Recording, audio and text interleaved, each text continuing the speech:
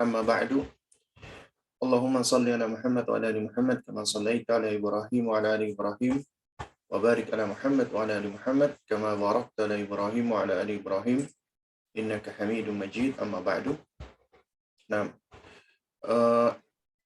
ikhwatal kiram, para ikhwan dan akhwat dan para abah dan ummahat rahimani wa rahimakumullah. Alhamdulillah, di pagi hari ini kita diperkenankan Allah Subhanahu wa taala untuk bersua di hari Jumat ini ya, yang mubarakah insyaallah. Dan kita di pagi hari ini kita akan bicara tentang menjadi orang tua teladan di tengah kesibukan profesi. Ya. Dan kita bahas dalam 10 langkah insyaallah. Nah, dikarenakan singkatnya waktu kita ya, insyaallah kita materi hanya 45 menit, kemudian kita lanjutkan dengan tanya jawab ya. Jadi insyaallah kita akan bahas dengan ringkas-ringkas saja ya, insyaallah taala ya. Baik. Langkah pertama ya, untuk menjadi orang tua teladan di tengah kesibukan profesi, maka kita harus menghadirkan nih ya, menghadirkan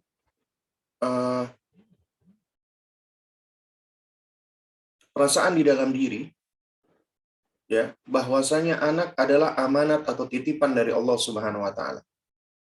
Anda, wahai orang tua, ketika Anda bekerja ya, Anda yakin bahwasanya pekerjaan Anda itu adalah amanat yang harus Anda jalankan. Dan Anda ketika diberikan sesuatu ya, atau dititipkan sesuatu, apalagi oleh atasan Anda,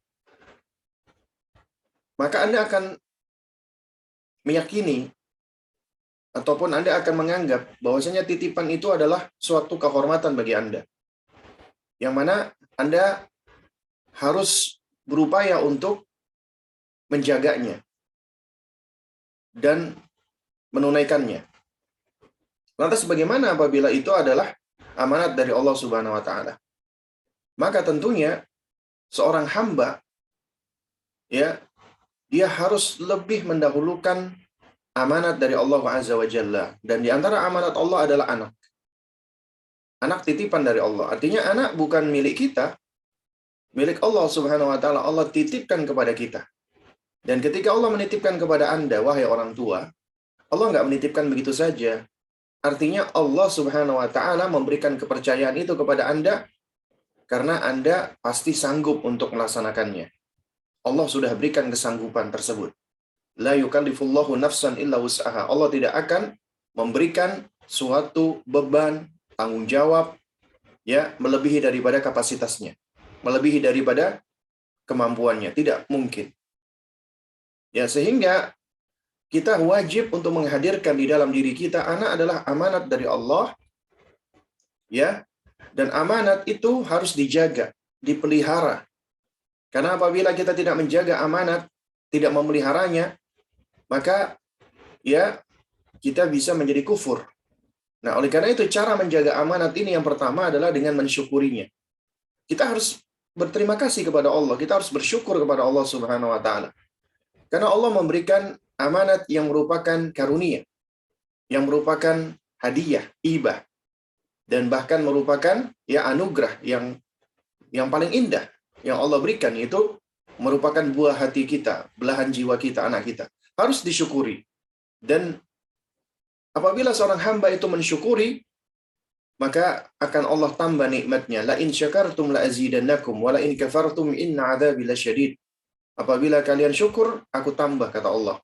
Nikmat tersebut ditambah. Makanya apabila Anda ingin mendapatkan nikmat, dan nikmat itu bukan hanya terpelihara, tapi juga ditambah, maka kuncinya adalah syukur. Tapi apabila Anda mengabaikan amanat, Anda menelantarkannya, cuek, nggak mau ya menjaga amanat tersebut, maka ini artinya Anda kufur. Kufur atas nikmat Allah. Ya. Dan ketika Anda kufur, bukan nikmat yang Anda dapatkan, tapi nikmah. Bencana, musibah. Anak bisa menjadi bencana dan musibah. anak bisa menjadi musuh yang Allah akan mintai pertanggungjawabannya. Nah, karena itu ya Fadilatul Syekh ya Ibrahim Al-Wada'an ya hafizahullah mengatakan illa anna hadhihi an-ni'mah wa hadhihi az-zina la taktamilu illa bi salahil abna wa istiqamatihim 'ala ad-din wa husnil khuluq wa adabil Islam. Ya, hanya saja ya apabila kita melihat anak sebagai nikmat ya dan perhiasan, maka ini tidaklah sempurna kecuali dengan kesalehan anak apabila anak itu soleh. Anda punya anak ya, kita lihat anak-anak kita ketika masih kecil ya. Masya Allah, kita merasa senang sekali gitu loh, bahagia.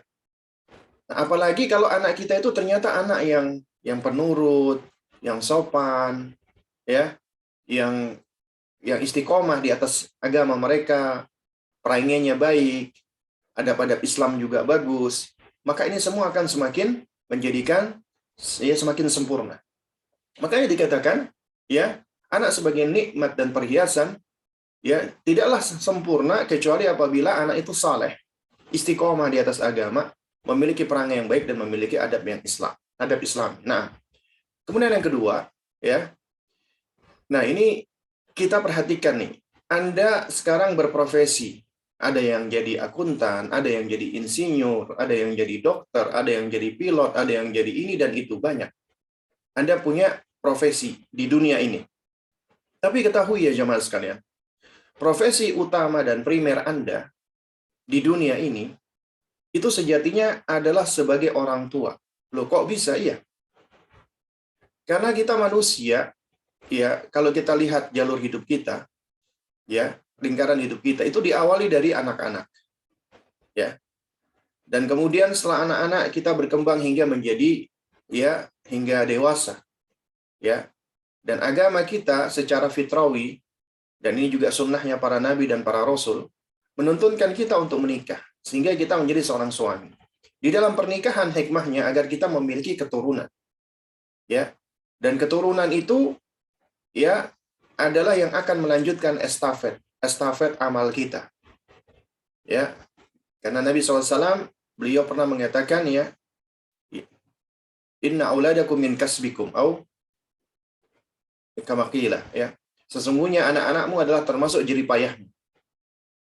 Artinya ketika kita hidup di dunia ini ya itu kita nggak akan membawa apa-apa kecuali amalan.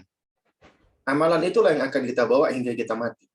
Tapi amalan itu terputus. Idza mata ibnu Adam in qata amaluhu illa min thalatha. Apabila anak keturunan Adam meninggal dunia, terputus amalnya kecuali 3. Di antaranya adalah min shadaqatin jariyah wa ilmin yuntafa bih wa waladin salih yad'u lah. Ya, yaitu sedekah jariyah, ilmu yang bermanfaat dan anak soleh yang mendoakan. Ketiganya ini merupakan amalan kita. Dan ini amalan yang tak terputus, artinya akan senantiasa mengalirkan pahala. Ya. Akan terus pahala itu mengalir. Dan ini adalah suatu, kalau kita katakan investasi yang paling menguntungkan di dunia dan di akhirat. Nah, oleh karena itu jamaah sekalian, status kita sebenarnya di dunia ini setelah menjadi anak ya, dan ini adalah status yang sebenarnya tidak bisa lepas dari kita karena kita pasti statusnya anak dari orang tua kita yang harus berbakti kepada mereka. Nah, kemudian setelah itu kita juga akan menjadi seorang suami dan menjadi seorang ayah. Menjadi seorang istri dan menjadi seorang ibu. Itulah profesi utama Anda. Karena itulah yang akan menggulirkan ya bulir-bulir pahala untuk Anda di dunia dan di akhirat. Ingat saat Anda menikah, profesi utama Anda adalah suami atau istri. Yang satu dengan yang lainnya antara suami istri itu saling melengkapi, menyempurnakan dan bekerja sama ta'awun di dalam menjalankan ya bahtera keluarga menuju kepada Allah. Ibaratnya ya keluarga Anda ini adalah bahtera. Ya suami adalah nahkodanya, istri adalah asistennya. Harus bekerja sama. Kalau enggak akan bisa jalan.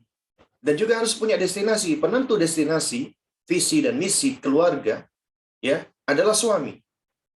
Karena suami adalah imamnya. Nah, dan sungguh suatu hal yang bencana apabila suami nggak tahu destinasinya, mau menuju kemana ini keluarga ini, bahtera keluarga ini. Yang ada adalah apa? Akan muter-muter atau nggak bergerak, atau malah akan karam. tenggelam. Waliyadzubillah. Dan Anda, wahai orang tua, ketika Anda dikaruniakan anak, maka profesi primer Anda adalah sebagai ayah dan bunda. Ya, itu adapun Anda jadi insinyur, jadi dokter, itu adalah profesi tambahan saja, bukan primer, itu profesi sekunder. Ya, sebagai pensupport tanggung jawab Anda sebagai seorang ayah. Nah, makanya profesi primer Anda adalah sebagai orang tua. Yang Anda punya kewajiban menjaga dan memelihara anak Anda. Anda tumbuhkan fitrahnya, Anda besarkan dia di atas ketakwaan dan di atas ibadah kepada Allah. Karena tujuan mereka diciptakan Allah, ibadah. Tujuan kita mendidik anak kita, mempersiapkan mereka menjadi hamba Allah. Dan kita didik, ajarkan mereka ilmu-ilmu yang bermanfaat. Adapun profesi Anda sebagai dokter, insinyur, pilot, akuntan, dan lain sebagainya, maka ini adalah profesi sekunder yang tujuannya untuk menopang profesi primer Anda. Sementara bagi wanita, profesi yang paling utama, paling mulia, ya, paling baik adalah sebagai ibu rumah tangga, yang saat ini oleh kebanyakan manusia, apalagi mereka yang sudah terpengaruh dengan gerakan-gerakan feminisme, ya, liberalisme dan yang semisalnya, itu yang namanya profesi ibu rumah tangga didiskreditkan dan direndahkan. Padahal ya tidak ada satupun profesi yang paling mulia bagi wanita melebihi daripada ibu rumah tangga. Sekarang dibikin menjadi ibu rumah tangga itu kayak hina, rendah. Waliyadzubillah. Padahal dibalik manusia-manusia hebat, manusia-manusia besar, itu adalah para ibu. Kalau dikatakan bahwasanya ada di antara wanita menjadi dokter, ada yang menjadi akuntan, ya, ada yang menjadi chef atau yang semisalnya, maka ketika seorang wanita menjadi ibu rumah tangga, ya, itu semua profesi, ya, itu umumnya sudah dipelajari oleh ibu rumah tangga. Jadi chef, iya. Jadi dokter, iya. Jadi nurse, iya. Ya, jadi tukang, iya. Jadi security, iya. Itu udah dilaksanakan oleh seorang ibu rumah tangga. Ya. Sehingga ibu rumah tangga itu begitu hebat dan luar biasa. Nah, itu pijakan atau langkah yang kedua. Yang ketiga, ya, Anda wahai orang tua, kenali peran Anda sebagai seorang ayah dan sebagai seorang ibu. Setelah Anda tahu nih bahwasanya profesi utama kita itu adalah ayah dan ibu, ya, itu profesi utama kita. Adapun yang lainnya itu adalah profesi sekunder sebagai penopang. Maka Anda harus tahu nih peran Anda apa sebagai seorang ayah dan sebagai seorang ibu. Peran ayah dan ibu itu nggak sama, berbeda, meskipun punya tanggung jawab sama-sama ingin mendidik anak, untuk mendidik anak. Tapi Anda punya tanggung jawab yang berbeda. Seorang ayah tanggung jawabnya lebih besar daripada seorang ibu. Kenapa? Karena kalau kita bicara ibu, itu dia hanya bertanggung jawab dengan anaknya. Ya, dia bertanggung jawab dengan siapa? Dengan anaknya. Ya.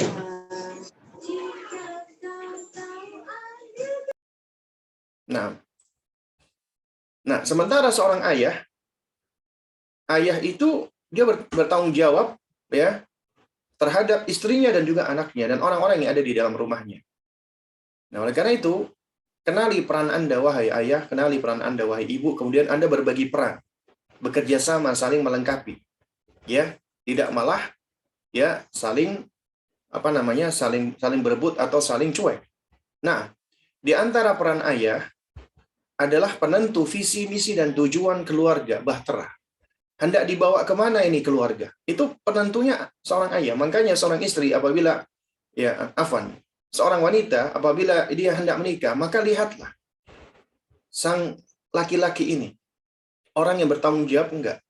Orang yang visioner enggak? Visionernya artinya visioner untuk apa ini? Untuk dunianya kah semata ataukah juga untuk akhiratnya? Di antara ya orang-orang visioner akhirat, ya, itu kelihatan. Ya, di antara kelihatannya adalah apa? Dia adalah orang-orang yang bagus agamanya dan bagus akhlaknya. Dan dia bertanggung jawab. Ayah juga seorang protektor atau pelindung, pemimpin dan juga penanggung jawab. Ya. Dan anak itu membutuhkan sosok ayah. Apa yang dipelajari dari sosok ayah oleh anak? Yang pertama dia belajar mas'uliyah, tanggung jawab. Makanya kalau ada anak ya yang kelihatan kurang tanggung jawab, itu biasanya karena mereka mencontoh dari sosok ayahnya yang paling banyak. Jadi sosok ayah yang kurang bertanggung jawab. Mereka juga belajar tentang kedisiplinan, itu intibat juga dari sosok ayah. Ibunya disiplin, tapi ayahnya enggak. Biasanya anaknya akan dipengaruhi lebih banyak oleh ketidakdisiplinan ayahnya, ya, sedikit banyak. Kemudian juga anak belajar tentang as-siqatu bin nafs atau al-wathiq bin nafs, yaitu kepercayaan diri, ya, self confidence atau self esteem. Itu juga kebanyakan dari sosok ayah. Anak juga belajar tentang mabda, prinsip ya di dalam hidup, ya, itu juga dari sosok ayah. Mereka juga belajar dhabtun nafs, ya, mengelola atau memanage emosi dari sosok ayah. Makanya kalau ayah gampang emosi, gampang marah, gampang teriak-teriak, maka anaknya ya juga akan sama biasanya. Anak juga belajar life skill, maharatul hayah, ya, keterampilan hidup juga dari sosok ayah. Lalu apa peran ibu? Ya, peran ibu adalah pelaksana visi misi, ya, eksekutornya. Kemudian seorang ibu juga adalah mudarrisah, muaddibah, murabbiyah, seorang pendidik. Nah, ayah adalah kepala sekolahnya. Bukan artinya ayah tidak mendidik, ya. Ayah mendidik istrinya, mendidik anaknya. Ibu mendidik anaknya. Dan juga penanggung jawab terhadap anaknya dan apa yang ada di dalam rumah suaminya. Apa yang dipelajari anak dari sosok ibu?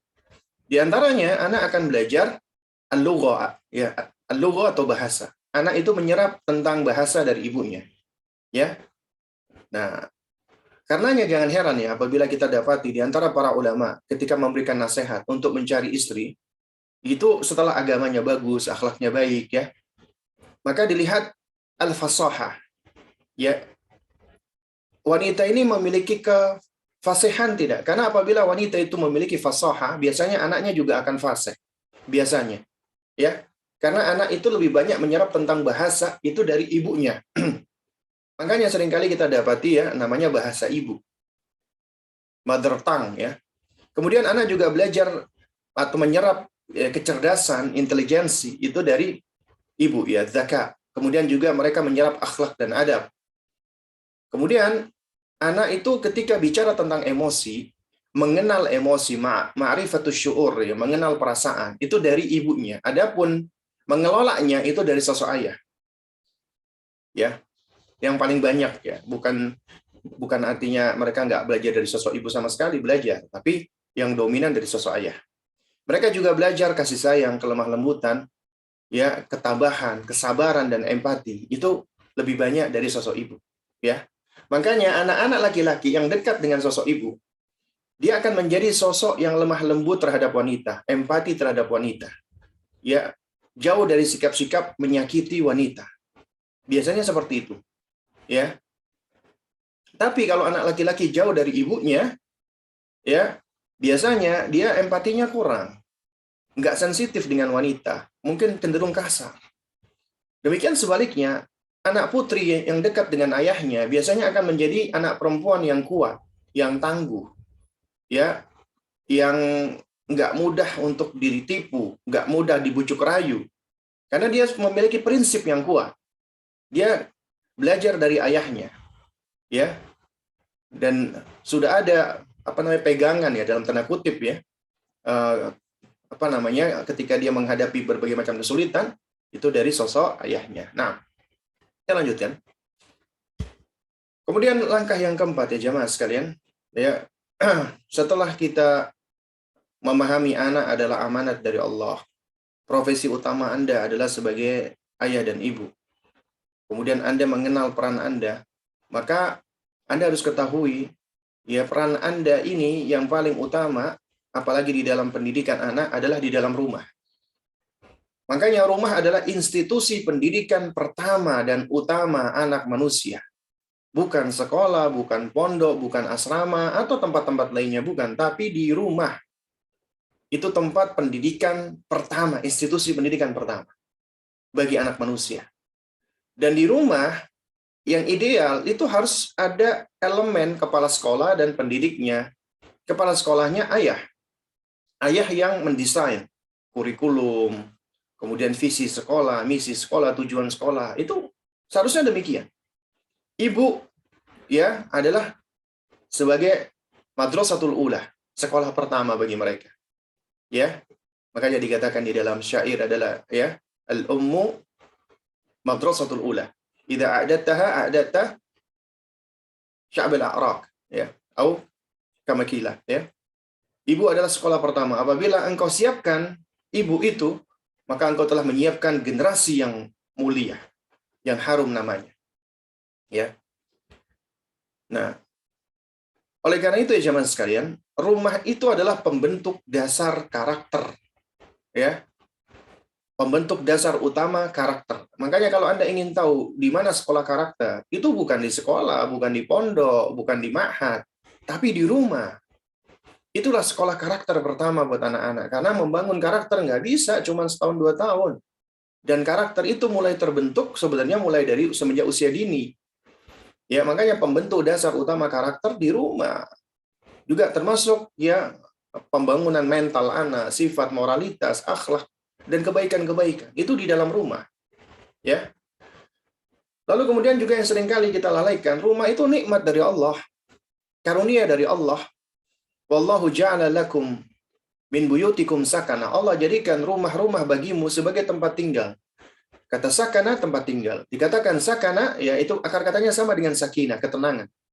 Artinya adalah tempat di mana kita beristirahat setelah kita beraktivitas. Tempat di mana kita diam setelah kita bergerak. Dan rumah adalah ya protektor. Adalah pelindung kita dari sesuatu yang sifatnya zahir ataupun batin. Misalnya dari panas, dari hujan. Rumah. Juga dari keburukan-keburukan ketika terjadi fitnah. Juga rumah. Rasulullah SAW, ya, ketika menasihatkan umat, beliau, manakala terjadi huru-hara dan fitnah, adalah apa?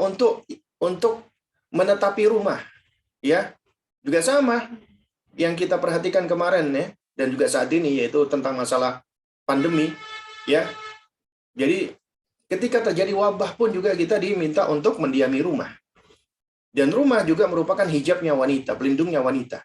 Hijab pertama kali wanita adalah rumahnya. Ya. Karenanya wanita di dalam rumah dia boleh dia melepas jilbabnya, dia melepas hijabnya boleh. Karena hijab pertamanya adalah rumah. Karena itu apabila wanita akan keluar rumah, maka dia harus memakai hijab keduanya, yaitu pakaian. Nah, jamaah sekalian, rumah itu ada beberapa tipe. Nah, ini harus kita ketahui ini, dan kemudian coba ini kita perhatikan. Rumah kita ini yang tipenya seperti apa? Pertama, rumah angan-angan, ya, Baitul Amani. Isinya cuma angan-angan, mimpi tok gitu loh. Orang tua kepengen anaknya soleh, ya. Tapi orang tua nggak belajar. Supaya soleh dititipkan di lembaga pendidikan atau dititipkan ke orang lain. Padahal itu amanat dari Allah. Dan ini potret mayoritas rumah kaum muslimin. Makanya, ya memang fitrahnya manusia, fitrahnya orang tua, kepengen anaknya baik.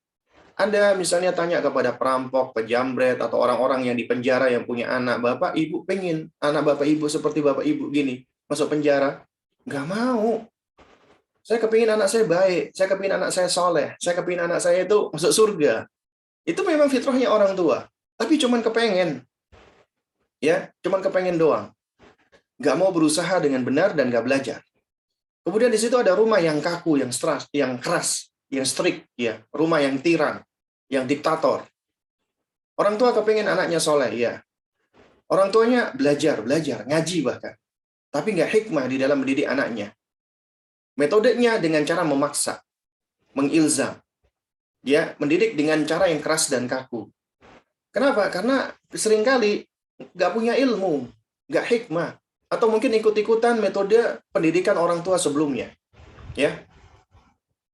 Akhirnya kondisi rumah penuh dengan ketegangan, nggak ada komunikasi yang baik. Ya, anak-anak di sini dididik tumbuhnya menjadi imma anak yang pemberontak atau imma anak yang penakut, yang pengecut, yang menutup diri, yang minder. Karena apa? Karena orang tua yang keras, atau bisa menjadi anak yang pendusta, anak yang pembohong. Itu berangkat dari rumah-rumah yang keras biasanya. Kemudian ada rumah yang abai, teledor, apatis, nggak mau ngurusin anak. Orang tuanya egois, selfish, hanya orientasi dunia, cari kenikmatan dunia semata, nggak peduli pendidikan anaknya. Mereka mengabaikan amanat dari Allah, nggak pernah mengajarkan kebaikan. Ini orang tua, mohon maaf, pengkhianat yang Allah akan hisab mereka.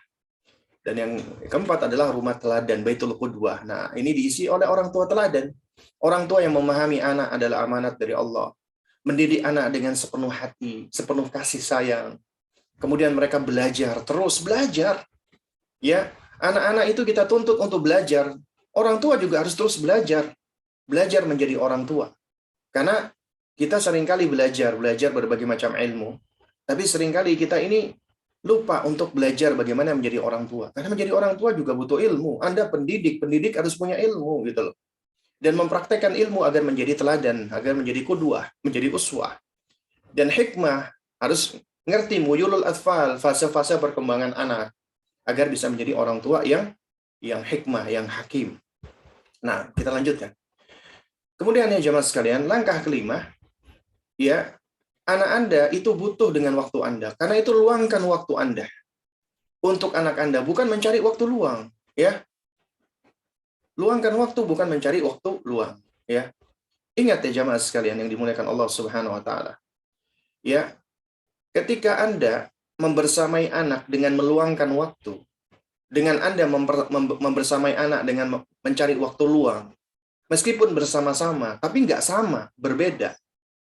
Yang pertama, dia adalah orang tua yang memang concern dengan anaknya. Dia luangkan waktu. Karena anaknya itu berarti untuk dirinya, berharga untuk dirinya, bernilai untuk dirinya. Ya.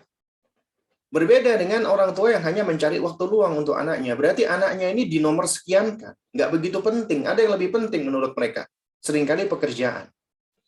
Ya, kerja. Untuk apa? Nyari nafkah. Untuk apa nafkahnya? Untuk menafkahi istri dan anak. Seakan-akan anak sama istri itu hanya butuh uang, fulus. Tapi kita tidak memberikan hak mereka berupa waktu kita, perhatian kita itu loh. Makanya namanya mendidik anak itu mengharuskan orang tua itu musahabah, membersamai anak, bersahabat dengan anak. Mutaba'ah, mengawasi mereka. Ya, mulazamah, melazimi mereka. Muasyarah, mempergauli mereka. Muqarabah, mendekati mereka. Dan murafaqah, bersahabat dengan mereka. Kenapa? Karena disebutkan di dalam sebuah idiom adalah al-aba'u hum mi'danu salahil abna'i wa fasadihim wa sababu najahihim fid dunya wal akhirah au syaqaihim.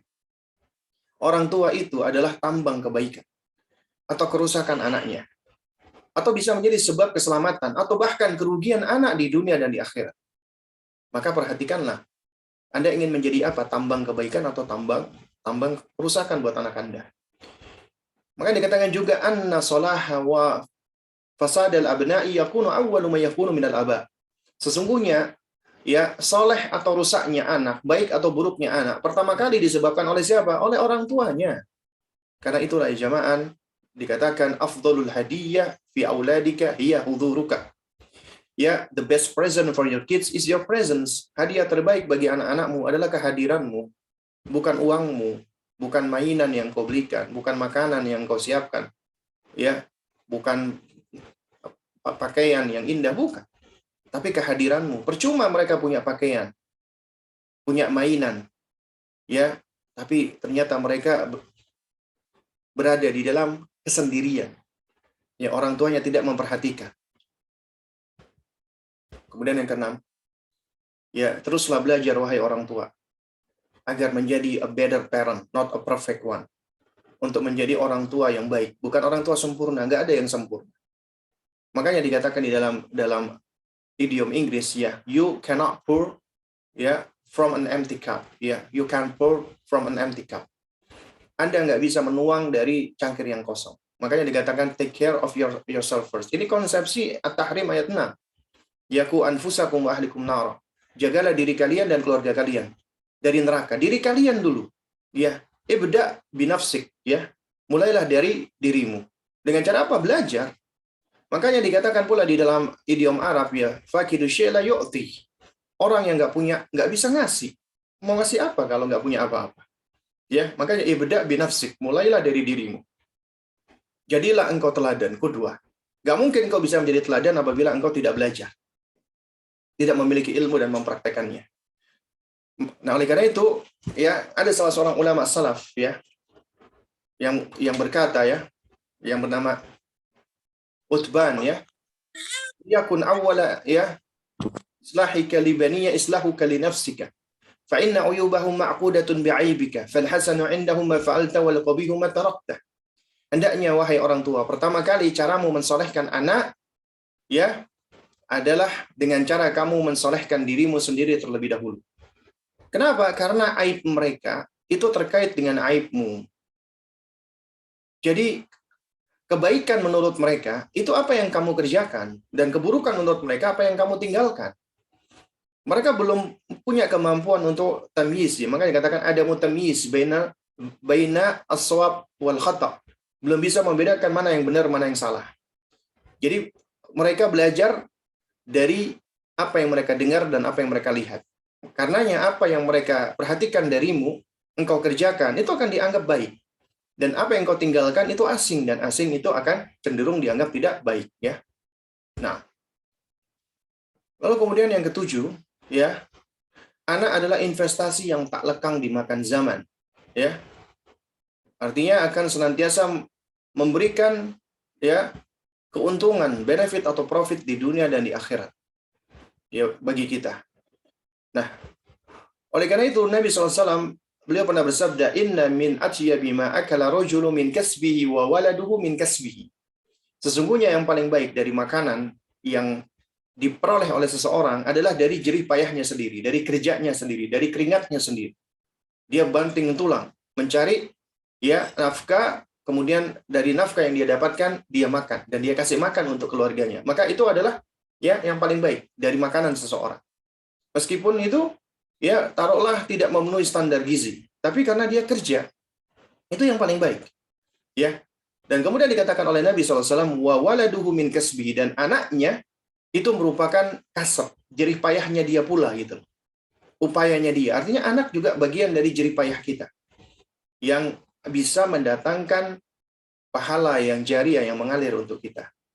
Karenanya Nabi yang mulia alaihi wasallam pernah bersabda, "Idza mata al-insanu in qata 'amaluhu illa min thalathatin min shadaqatin jariyatin wa 'ilmin yuntafa bih wa waladin salihin yad'u lahu." Apabila seseorang itu meninggal dunia, maka terputus semua amalnya. Dikatakan in qata'a, ya, artinya sudah terhenti, ya, sudah terputus semua amalnya, ya. Dan ini menunjukkan bahwasanya yang kita bawa itu amal, bukan harta, bukan pakaian, bukan anak, bukan pasangan, bukan rumah. Semua itu nggak akan kita bawa. Kita tinggalkan semua itu di dunia. Nggak akan menyertai kita. Yang menyertai kita hanyalah amal. Ya, hanyalah amal kita. Amal baik ataukah amal buruk. Nah, apabila kita mati, maka amal kita sudah berhenti, kan? Kita udah nggak bisa beramal lagi. Karena hari beramal adalah ketika kita masih menghirup napas di dunia ini. Ketika kita sudah wafat, ketika kita sudah meninggal dunia, maka sudah terhenti. Kita sudah nggak bisa beramal lagi. Karena hari esok ketika kita mati, itu bukan hari amal, tapi hari hisab. Ya, hari kita akan dihisab atas amal kita. Dihitung amal kita. Jadi, tugas kita adalah kita membawa bekal perjalanan kita di dunia ini. Jadi, kita di dunia ini adalah musafir, melakukan perjalanan. Ya, yang mana kita harus berbekal. Ya, makanya dikatakan wa khairuz zadi taqwa. Ya. Tazawwadu, berbekalah kalian, dan sebaik-baik bekal adalah takwa. Ya, dan takwa itu tentunya adalah iman dan amal saleh. Nah, seorang hamba terputus amalnya, tapi diberikan oleh Nabi pengecualian, kecuali 3 yang amalnya senantiasa mengalirkan pahala. Pertama, sedekah jariyah. Ketika Anda bersedekah jariyah, ya, Anda mengeluarkan harta di jalan Allah untuk Allah, yang mana harta tersebut, ya, selama itu masih digunakan untuk kebaikan-kebaikan di jalan Allah, maka Anda mendapatkan pahala. Anda bangun masjid misalnya, atau Anda menggali sumur misalnya, atau Anda mencetak mushaf misalnya, atau yang kelihatan ringan aja deh. Anda beli kelompen atau sandal buat musola atau masjid supaya dipakai oleh mereka untuk wudhu. Maka setiap kali sandal itu masih utuh, ya, atau masih bisa dipakai, Anda dapat pahalanya. Atau Anda misalnya sumbangkan sarung atau mukena di musola atau masjid, kemudian dipakai oleh orang untuk sholat. mereka pakai, Anda dapat pahala. Ya, itu sedekah jariah. Ya, itulah yang dimaksud dengan sedekah jariah. Pahalanya senantiasa mengalir. Ya, wa ilmin yuntafa'u bihi. Atau ilmu yang bisa diambil manfaatnya. Anda ajarkan kebaikan kepada anak Anda. Ya, Anda ajarkan mereka, ya, apa namanya, akidah yang benar, akhlak yang mulia, adab-adab Islam. Itu ilmu yang bermanfaat. Apabila itu dipraktekkan oleh anak Anda, maka setiap kali mereka mempraktekannya, Anda dapat pahala. Contoh misalnya ya, ini seringkali banyak kita nggak pahami. Anda ajarkan mereka bismillah. Atau Anda ajarkan mereka, talkin mereka, kalimat thayyibah. Allah, ketika anak baru belajar ngomong, Allah, Allah, Allah. Akhirnya dia bisa ngomong Allah. Siapa yang mengajarkan Anda? Setiap kali anak Anda ngomong Allah, jangan dipikir Anda nggak mendapatkan pahala gitu loh. Kemudian misalnya Anda ajarkan mereka huruf hijaiyah. Alif, ba, ta, tha, jim. Yang mana huruf hijaiyah ini adalah ya alat kita untuk bisa membaca Al-Quran, kalam Allah. Nah, sehingga ketika mereka itu bisa membaca Al-Quran, Anda yang mengajarkan mulai dari mendasar, Anda dapat pahala. Karena itu jangan mau semua pahala itu diambil oleh guru-gurunya dia. Anda harus lebih utama untuk mengajari mereka, apalagi anak-anak yang masih usia dini. Dan waladin saleh yad'u lahu, anak saleh yang mendoakan orang tuanya. Ya, dikatakan oleh para ulama, waladun itu maknanya adalah anak yang dilahirkan dari rahim ibunya. Anak kandung sebenarnya. Lalu bagaimana dengan anak bukan anak kandung? Ya bermanfaat, tapi tidak sebagaimana anak kandung. Kenapa? Karena anak kandung ini spesial. Karena anak kandung ini adalah anak yang tumbuh di dalam rahim ibunya, kemudian dilahirkan dengan susah payah, kemudian disusui dengan susah payah. Ya, dan anak yang soleh. Makanya doanya anak yang soleh dengan yang tidak soleh itu berbeda. Doanya anak yang soleh itu biasanya lebih mustajabah. Nah, lalu kemudian juga kata Nabi SAW, ya, sab'un yajri lil abdi ajruhunna wa huwa fi qabrihi ba'da mautihi. Ada 7 amalan yang akan mengalirkan pahala bagi seorang hamba meskipun dia sudah berbaring di lubang kuburan, di liang kuburan, ya, setelah kematiannya. Di antaranya adalah man 'allama ilman, orang yang mengajarkan ilmu. Au ajra nahran, atau mengalirkan sungai.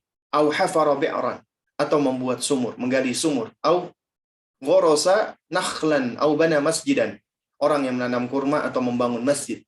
Au warratha mushafan, atau orang yang membagikan mushaf. Au taraka waladan ya yastaghfiru lahu ba'da mautihi, atau orang yang meninggalkan anak yang memintakan ampun bagi orang tuanya setelah orang tuanya meninggal dunia. Nah, oleh karena itu, di antara manfaatnya orang anak soleh yang senantiasa beristighfar, Allahumma gfirli wali walidayya, itu kata Nabi SAW, ya wa anna rajula la turfa'u darajatuhu fil jannah. Ada seorang yang yang diangkat derajatnya nih oleh Allah di surga. Udah masuk surga, diangkat lagi derajatnya. Kemudian dia bertanya, wa anna lihada, dari mana aku bisa memperoleh ini?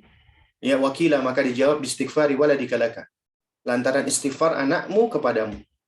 Anakmu selalu mendoakan ampunan untuk. Nah, lalu kemudian kita tahu ya, kalau kita bicara investasi, anak itu bermanfaat untuk dunia kita. Karena ahli waris yang bisa melunaskan hutang. Apabila kita memang punya hutang, ya Anda meninggal dunia, Anda punya hutang. Hutang itu akan menjadi problem buat Anda, yang akan menggantung Anda sampai ada yang melunaskan hutang. Dan alhamdulillah dengan kita punya keturunan, ya, yang menjadi ahli waris kita, yang membantu melunaskan hutang, maka yang tadinya kita kecantol, kata orang Jawa, itu yang tadinya kita tertahan, akhirnya kita bisa bebas. Rasulullah itu tidak mensolati orang, meskipun dia sering ke masjid, ketika Rasulullah tahu dia punya hutang, sampai akhirnya hutangnya dilunasi. Ya, kemudian ketika Anda sudah tua, ya, maka ada yang merawat Anda. Karena kita tahu, kita hidup di dunia ini diawali dari kita lemah, anak-anak. Kemudian kita menjadi kuat, pemuda. Kemudian kita kembali lagi menjadi lemah, yaitu ketika kita sudah tua, ya. Nah, anak-anak kita ketika masih lemah, kita yang didik. Al-jaza' min jinsil amal, balasan sesuai dengan jenis amalan. Dan ketika kita sudah tua, maka insya Allah mereka yang akan merawat kita. Nah, lalu kemudian setelah mati, orang tuanya mati, anak soleh bisa membadalkan haji, bisa mengqadha kewajiban orang tua yang ketinggalan, ya, atau ada nazar yang belum terlaksana, maka anak yang akan melakukannya. Atau juga anak bisa bersedekah atas nama orang tua, bermanfaat. Atau anak yang mendoakan orang tuanya. Lalu untuk akhirat, bisa menggugurkan dosa dan mengangkat derajat orang tuanya di surga. Dan untuk anak perempuan, itu bisa, kata ya Syekh Shalih Al-Utsaimin, itu manfaatnya dua jim, jannah dan junnah. Sebab orang tuanya masuk surga, atau sebab junnah, yaitu penghalang dari neraka. Nah, kemudian yang kedelapan, ini juga penting. Namanya mendidik anak itu, wahai orang tua, proses. Tidak instan dan tidak mendadak. Makanya kita mendidik bukan mendadak. Ya, kalau mendadak, tahu apa namanya dadakan ya. Nah, makanya tarbiyah itu adalah menghantarkan sesuatu menuju kesempurnaannya, syai'an fa syai'an, qalilan qalilan, halan fa halan, sedikit demi sedikit, bertahap. Ya. Ini kata Imam Al-Baydhawi rahimahullah. Atau kata Al-Imam Al-Asfahani adalah menumbuhkan perilaku tahap demi tahap hingga mencapai tingkat optimalnya, ya. Yaitu insya'u syai' ya halan fa halan ila haddit tamam, ya. Nah, oleh karena itu kata Syekh Ibrahim Al-Wada'an, yang namanya pendidikan itu adalah at-tadarruj fit taghyir, bertahap di dalam melakukan perubahan, ya. Wal bada'u bil ahammi fal muhim, dimulai dari yang paling penting dulu, kemudian yang penting-penting lainnya. Wa adamu istijalin nata'ij, dan tidak tergesa-gesa memetik hasil. Fa tariqu 'alaf mil ya yabda'u bi khatwatin wahidah. Jalan ribuan mil itu tetaplah dia harus diawali dengan satu langkah kaki. Wa man sara 'ala darbi wasala.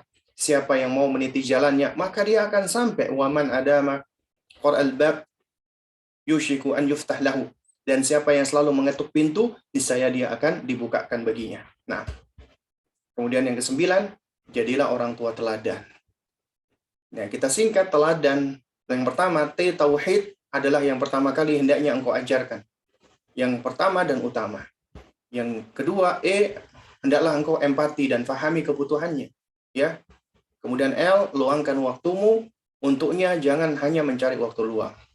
Yang keempat, akrab dan bersahabatlah dengannya. Kemudian yang kelima, doakan selalu anakmu dengan kebaikan, jangan mendoakan keburukan. Ya. Yang keenam, ajarkan adab dan ilmu. Ajarkan ya hal-hal yang bermanfaat untuk dirinya. Kemudian yang terakhir adalah nasihat dan bimbing anak terus di dalam kebaikan. Nah, kemudian yang terakhir ya yaitu menjadi orang tua teladan, yaitu tugas Anda wahai orang tua hanya usaha, ikhtiar. Ya, cuman bisa berusaha. Adapun hasil nggak di tangan kita. Di tangan Allah. Yang bisa mensolehkan itu bukan kita, Allah. Ya.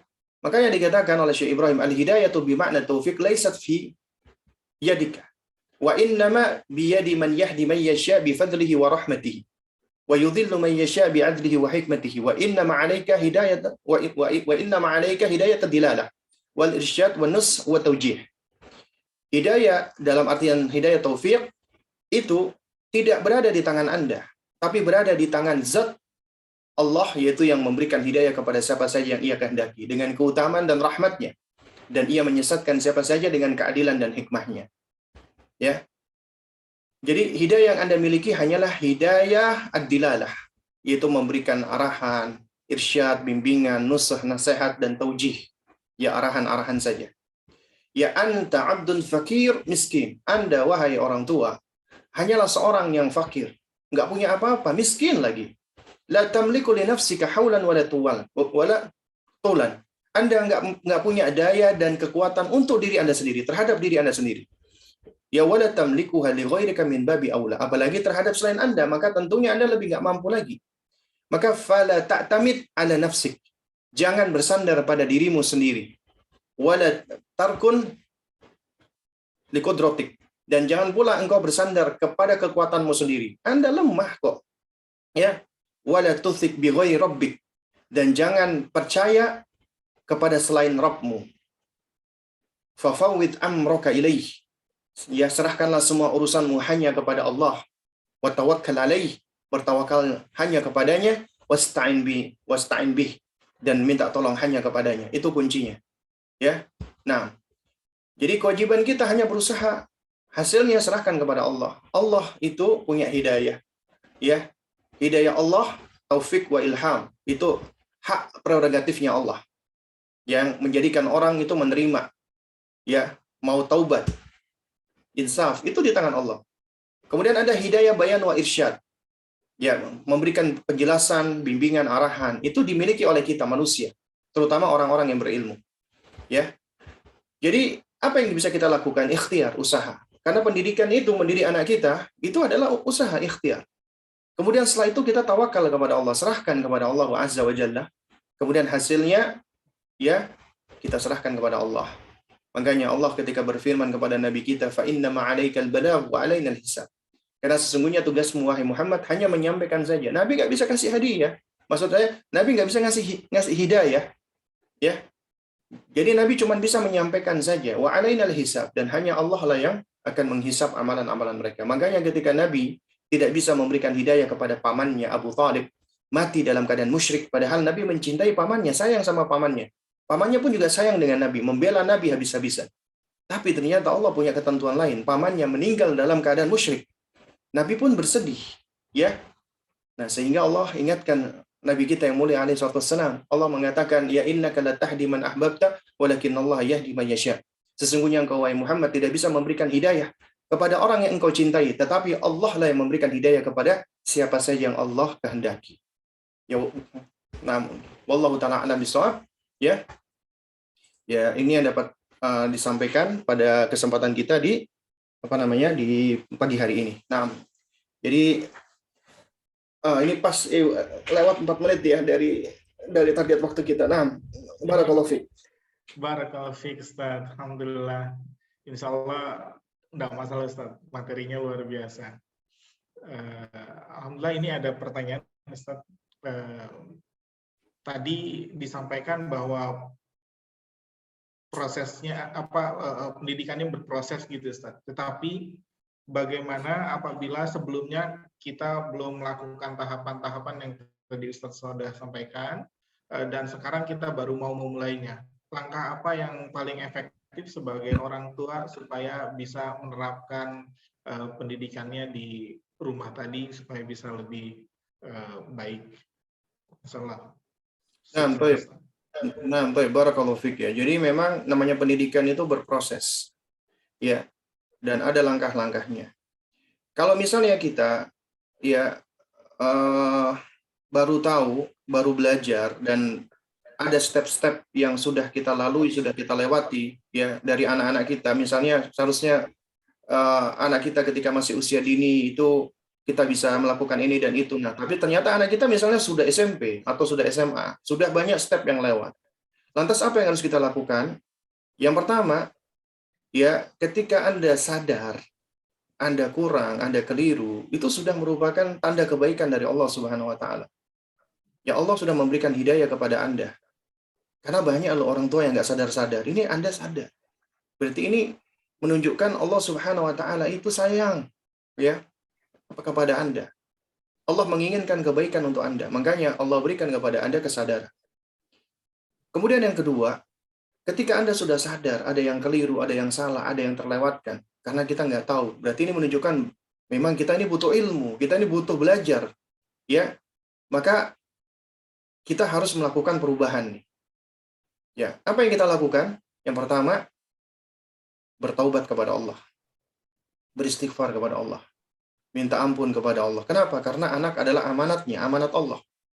Dan kita akan diminta pertanggungjawaban oleh Allah. Karena itu, jangan sampai nanti ketika di yaumil qiyamah, Allah menghisab kita dalam keadaan kita nggak punya hujjah di hadapan Allah. Dan Allah, ya, Allah adalah Al-Ghafurur Rahim. Allah Maha Pengampun, lagi Maha Penyayang. Allah At-Tawwab, Allah Maha Penerima Taubat. Jika kita sadar kita banyak teledor, banyak keliru, maka kita minta ampun kepada Allah. Agar Allah ringankan hisab kita dan Allah ampuni kita atas apa yang telah kita lalui atau kita lewatkan. Minta maaf kepada Allah. Istilahnya bara'atu zimmah, ya. Kita melepaskan tanggungan ya di hadapan Allah dengan kita minta maaf, mohon ampun kepada Allah. Ya, agar Allah Subhanahu wa taala meringankan hisab kita.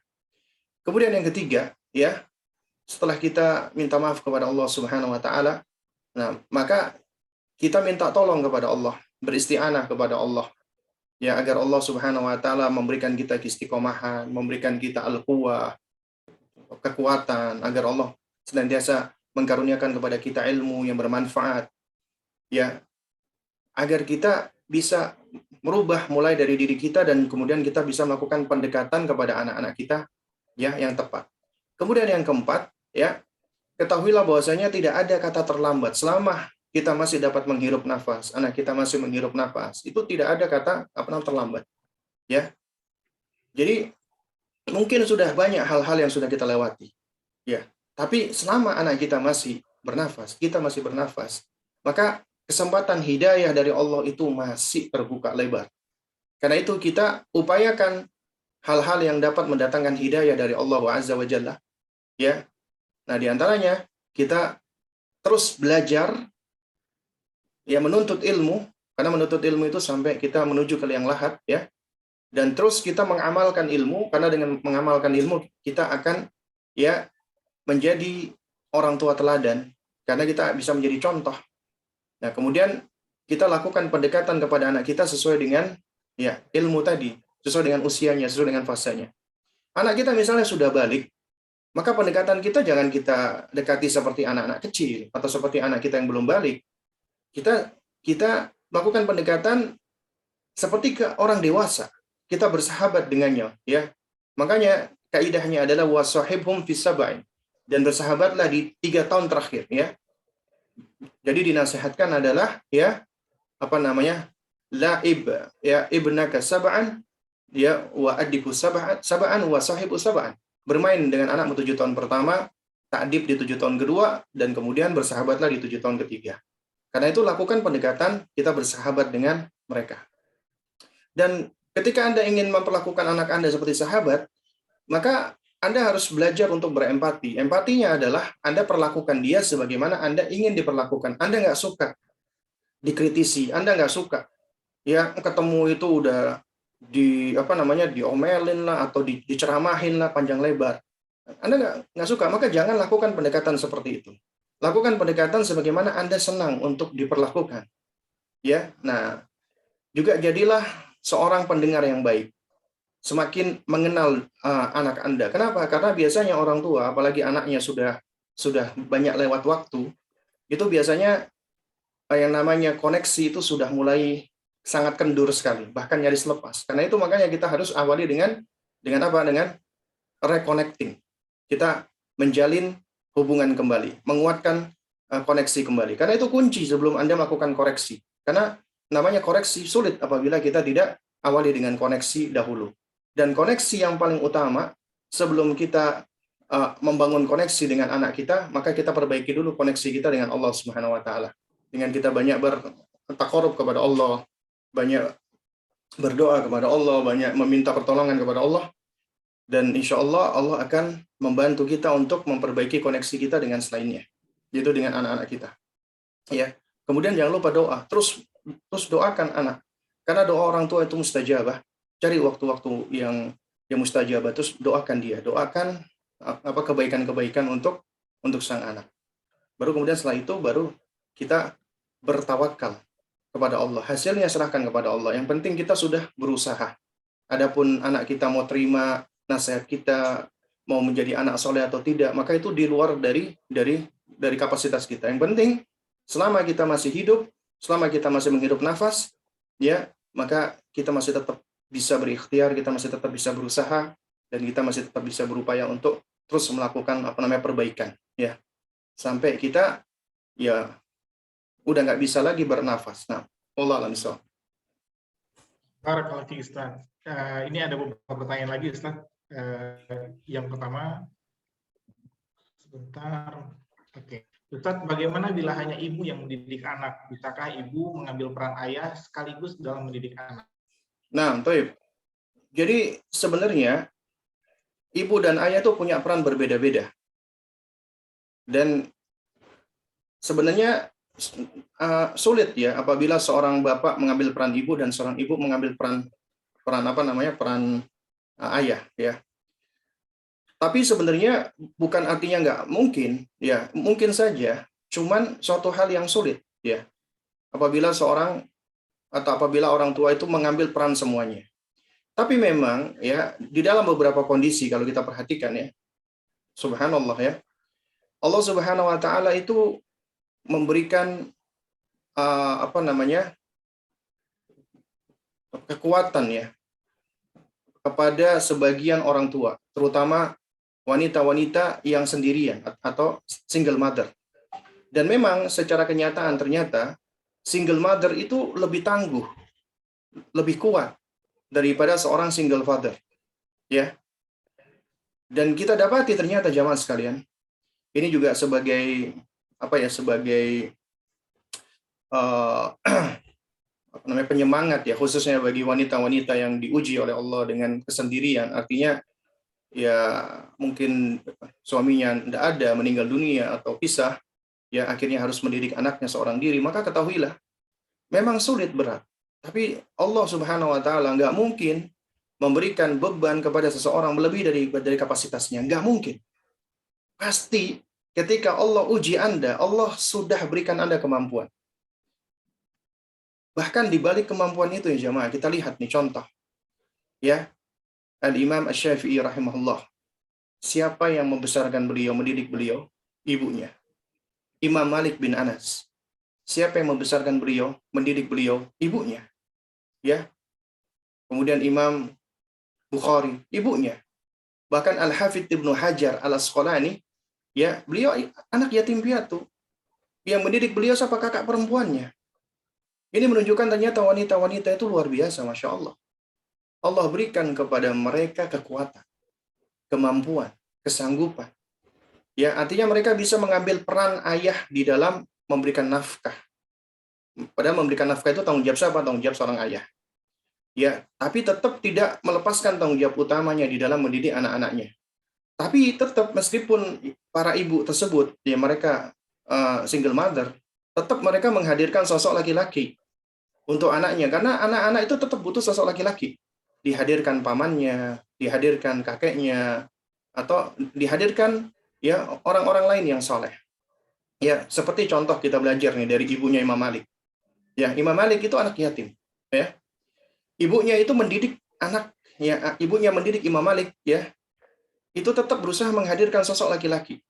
Di antaranya setiap apa namanya, setiap pagi ibunya itu memakaikan jubah imamah kepada Imam Malik kecil, kemudian diutus ke siapa? Ke majelisnya Imam Rabi'ah bin Abdul Aziz. Kemudian ibunya berpesan, ya Malik, ya khudh adaba Rabi'ah qabla an ta'khudha ilmahu. Atau kama qalat, ya. Wahai Malik, ambillah adabnya Rabi'ah sebelum engkau mengambil ilmunya. Ya.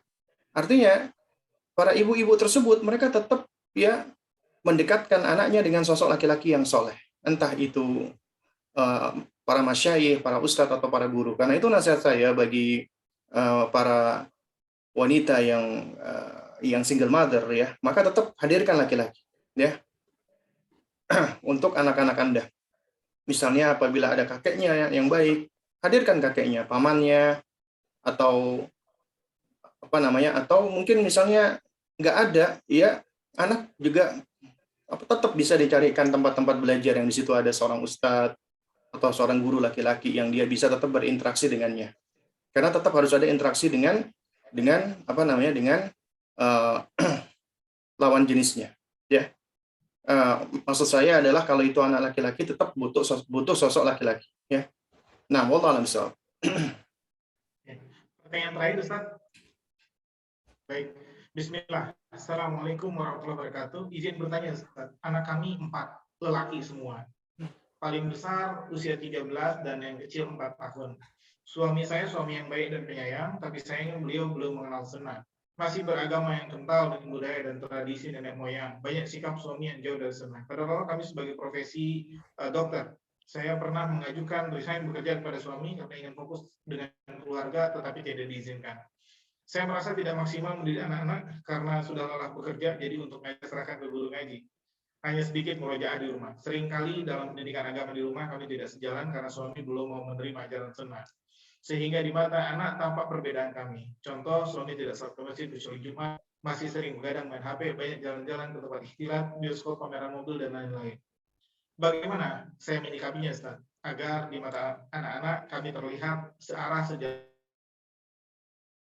Nah, dalam toib. mengamalkan agama. Jazakallah khair wa barakallahu fiik atas jawabannya. Nah, toib ya. Wa jazakallah khair ya. Wa ya ila nam.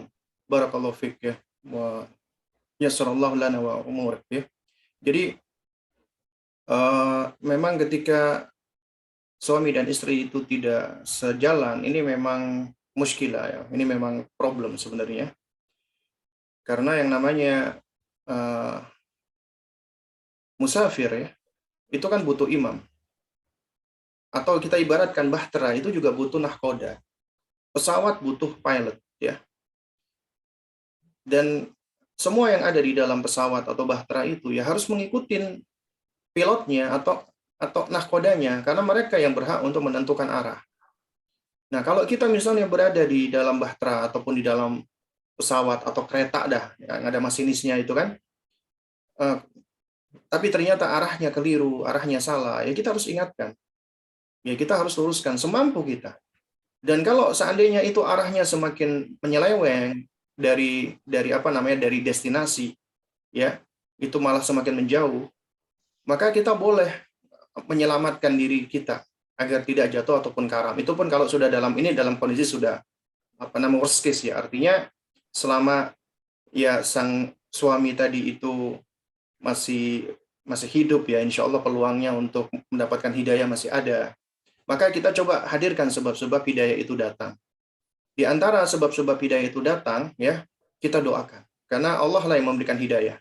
Kita doa, cari waktu-waktu mustajabah. Jadi selama ini sebenarnya sudah betapa sering sih kita mendoakan suami kita. Ya. Lalu kemudian yang kedua, semakin baik terhadap suami. Melayani suami dan menaati suami. Ini di antara sebab datangnya hidayah loh. Karena ketika Anda menaati suami di dalam perkara yang ma'ruf ya, di dalam perkara yang mubah dan yang ma'ruf, itu adalah suatu perbuatan yang mendatangkan pahala. Itu perintah Allah dan Rasul-Nya. Ketika Anda melaksanakan perintah Allah dan Rasul-Nya, meskipun Anda nggak suka dalam diri Anda, enak aja, dia mah cuma senang-senang doang gini, tapi tetap Anda menaati dia. Anda tundukkan kejengkelan Anda, perasaan Anda, emosi Anda, semua hal-hal yang nggak enak di dalam diri Anda, dalam rangka tunduk untuk mengikuti perintah Allah dan Rasul-Nya. Anda melakukan ini bukan karena sekedar melayani suami, tidak. Tapi dalam rangka untuk apa? Untuk sami'na wa ata'na, aku dengar, aku taat dengan Allah dan Rasul-Nya. Ya. Bukan karena semata-mata suami, tidak. Tapi karena menaati Allah dan Rasul-Nya. Tetap melayani suami dengan cara yang baik. Ya. Tetap menaati suami dengan cara yang baik. Dan semakin bersikap baik di hadapan suami. Maka itu bisa menjadi sebab hidayah. Ya. Terus kemudian juga ketika kita belajar, kita ngaji, maka hendaknya kita juga semakin bermuamalat dengan cara yang baik dengan suami. Meskipun kita kesel dengan suami. Kenapa? Karena namanya dakwah itu tidak hanya semata-mata dengan lisan. Tapi dakwah itu juga dengan hal, dengan perbuatan, dengan perlakuan kita. Bagaimana kita memperlakukan suami, bagaimana kita bermuamalat dengan suami. Ya. Nah itu juga akan bisa menjadi sebab hidayah bagi suami. Terus kemudian ya, setelah itu baru kita bisa menjalin kembali komunikasi. Kita ngobrol. Suami istri itu hendaknya tetap ada komunikasi yang baik. Ya, saling curhat, saling menyampaikan. Dan Anda harus ketahui bahwasanya wanita nggak berkewajiban untuk mencari nafkah, nggak berkewajiban untuk bekerja. Apabila suami sudah bekerja, sudah mencari nafkah dan nafkahnya itu cukup untuk menegakkan tulang punggungnya, nggak perlu wanita itu bekerja sampai di luar rumah meninggalkan kewajiban utamanya anaknya. Dan ini coba diajak diskusi buat sang anak. Bapaknya kerja untuk apa? Cari nafkah. Ibunya kerja untuk apa? Cari sedekah, bukan cari nafkah. Wanita itu tidak menafkahi. Selama ada suaminya menafkahi, itu enggak menafkahi. Penghasilan istri apabila dia kasih kepada anaknya itu sedekah. Bukan mencari nafkah. Ya. Bukan mencari nafkah lagi. Jadi dia mencari sedekah gitu loh. Dan itu suatu hal yang enggak wajib buat dirinya. Yang wajib buat dirinya adalah dia membersamai anaknya dan mendidik anaknya, itu amanat dari Allah. Ya. Nah, ini harus kita ajak suami ya untuk berdiskusi, untuk ngobrol ya, dan pelan-pelan ya. Dan Anda berhak untuk berhenti dari pekerjaan. Dan suami tidak berhak untuk melarang Anda ketika Anda ingin berhenti dari pekerjaan. Ya misalnya, Mas, aku pengen berhenti dari pekerjaan. Oh enggak, boleh kamu. Ya, kamu nggak boleh berhenti kerja. Misalnya di dalam pekerjaan itu lebih banyak hal-hal yang mengandung maksiat. Kita berikhtilat, kemudian kita meninggalkan kewajiban kita dan lain sebagainya. Maka dalam hal ini kita boleh tidak pernah menaati suami. Kenapa? Karena di dalam perintah suami mengandung maksiat, dan la ta'ata li makhluqin fi maksiatil khaliq. Tidak ada ketaatan kepada makhluk di dalam memaksiati sang khaliq. Kita lebih mendahulukan ketaatan kepada Allah Subhanahu wa taala. Jadi Anda boleh untuk berhenti, tapi Anda lebih baik memang bermusyawarah dengan suami, dengan orang tua, ya. Jadi artinya ketika Anda berhenti praktek, bukan artinya Anda berhenti jadi dokter, enggak, ya. Juga sama, istri saya juga dokter, tapi beliau tidak praktek di rumah sakit. Bukan artinya ilmunya tidak berguna. Alhamdulillah ilmunya berguna dan ilmunya bermanfaat, ya, untuk keluarga khususnya, untuk teman-temannya, bahkan juga untuk misalnya ketika mungkin Anda misalnya juga bergerak di dalam suatu bidang seperti misalnya pendidikan anak, itu akhirnya ilmunya juga juga sangat bermanfaat, ya, untuk menjadi kayak semacam konsultan dari sisi perkembangan medis dan yang semisalnya. Insya Allah ilmu yang sudah dipelajari itu juga akan bermanfaat. Sekarang tinggal kita cari ini. Kita mau cuma ngambil manfaat dunia saja, ataukah kita ingin menjadikan itu manfaat yang lebih jauh lagi, manfaat yang lebih langgeng lagi, yaitu manfaat akhirat. Wal akhiratu khairun wa abqa. Dan akhirat itu jauh lebih baik dan lebih langgeng. Ya.